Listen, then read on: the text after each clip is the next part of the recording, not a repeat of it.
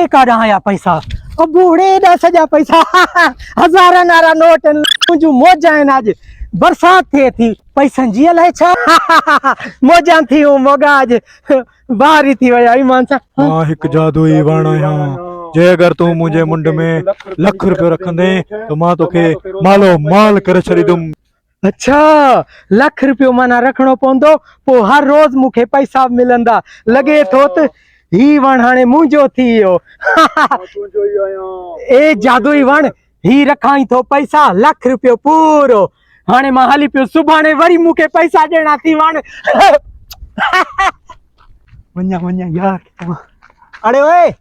लई आ कम थी वियो आहे लई वारो कर जादुई वण अरे वण बि कॾहिं पैसा ॾिना चरिया बेवकूफ़ माण्हू अॼुकल्ह जे दौर में अहिड़ा माण्हू बि आहिनि अच मूंसां गॾु हिकु ॾींहुं खां पोइ ओए मां कदो पी असांजे वण जे भरिसां बस ईअं बीठो आं छां थधी छां लवायां थधी चांहि तो ख़बर न आहे ज़मीन असांजी आहे वण बि असांजो आहे छां में असां बि न आहिनि तूं केरु आहे हिते बीहण वारो हल अच्छा त ही वण तव्हांजो आहे बाक़ी न तुंहिंजो आहे गंजा आहे ज़मीन असांजी आहे ज़मीन में वण बि असांजो आहे न। अच्छा मुंहिंजी हिकिड़ी ॻाल्हि ॿुधो था ॿुधायो ही वण मां ख़रीद करणु चाहियां थो न ईअं चरियो आहे छा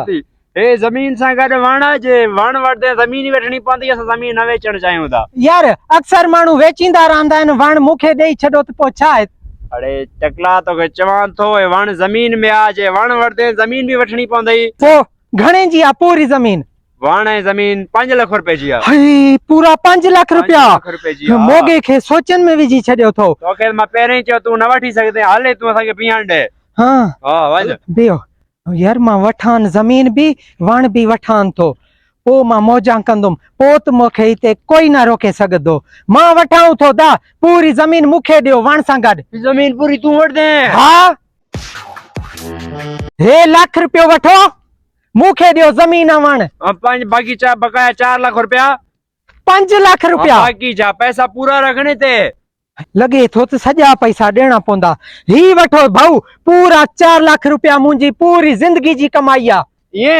हा हल पो यार हे ज़मीन वणनि थी ठीक आहे पोइ पाण हलूं था ईअं था वॾा पाण हलूं ठीक आहे महिरबानी तव्हांजी वॾी महिरबानी था ओ भाऊ वण जो ख्याल हुजे हा मां खे पाणी ॾींदो रहंदो ठीक है अरे यार पाण देर कई यार अरे अची अरे यार गंजी में तो ॾाढो माल हुयो तुंहिंजी ॻाल्हि सच्ची निकती बाबा यो बैंक जो मैनेजर आहे पर छा आहे असल में लालची आहे निभागो दिमाग को मिंट लगे पे मांगे खत्म खारिज ये हाल घणो माल मारे आवे असा लाख रे ढणी आयो तो 5 लाख रुपया आड़ी 5 लाख वणी वेचे है मुंहिंजी ज़मीन तुंहिंजी वणी तुंहिंजी 6 लाख जो बरो अची के तो न जैसे लालची से ना ठग पुकना मरदा ए वण हाने मुखे पैसा त दे वण मुखे पैसा दे हाने मां मजबूर आया मूं वट टको रुपयो भी ना है कुछ त नोट सट 5 10 नोट सट हज़ार नारा मां भुखियो आया पेट भर मानी त खाया दे 5 नोट दे ना कौन दी नहीं हां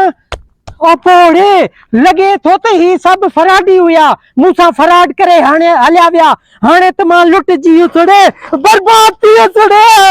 ओपोड़े